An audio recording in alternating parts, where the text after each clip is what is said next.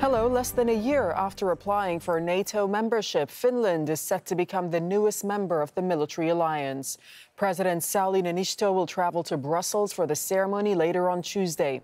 Finland's move away from its historic position of non-alignment follows Russia's invasion of Ukraine. Moscow has said it will strengthen its military positions on the border in response. We will welcome Finland as the 31st member of NATO, making Finland safer and our alliance stronger. We will raise the Finnish flag for the first time here at the NATO headquarters. It will be a good day for Finland's security, for Nordic security, and for NATO as a whole. As the situation in Europe has changed quite much over the last year, I think it gives Finland a new opportunity for better safety in the future.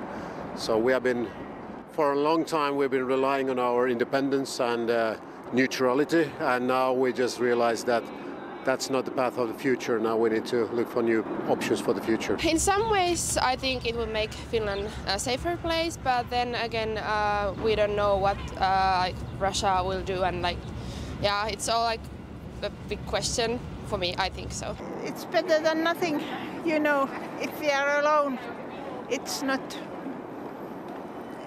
no chance in this situation. Now we are part of Western Europe and this kind of bigger community, so we are part of this Northern Alliance, so that brings a security to Finland. Yeah.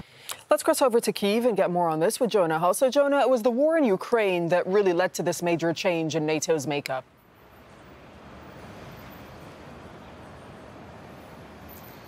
Yeah, look, in the simplest of terms, when Russia invaded Ukraine last February, it prompted a very significant and hasty rethink by countries bordering Russia and close to Russia about their security and about the extent of the threat that Russia might pose to them. You may recall on the western side of that thinking, the smaller Baltic states becoming extremely nervous at the time. But they, of course, were already NATO members. They benefited from the idea of collective security via Article 5, the idea that an attack on one is an attack on all. Not so countries like Finland, with its 1,300-kilometre-plus border with Russia, and nearby Sweden, that had long held to a commitment of neutrality, but now, with public support, felt differently. So they applied at the NATO summit last May for membership. It was very quickly approved at a political level. It had to be approved by all NATO parliaments unanimously. Finland's has been, so it goes through Sweden, still pending approval by Turkey.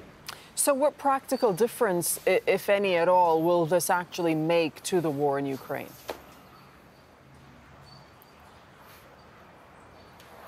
I mean, the reality is it's not going to change the dynamics of the war in Ukraine right now. It has important strategic consequences, I think, for Russia and for President Putin in terms of his calculus about what he does next and in the future. There's already talk about repositioning Russian nuclear assets in neighbouring Belarus. That is likely a consequence of this vast extension of NATO's border with Russia. The port of St. Petersburg, for instance, becomes the only bit of Black Sea coastline that isn't effectively NATO-controlled.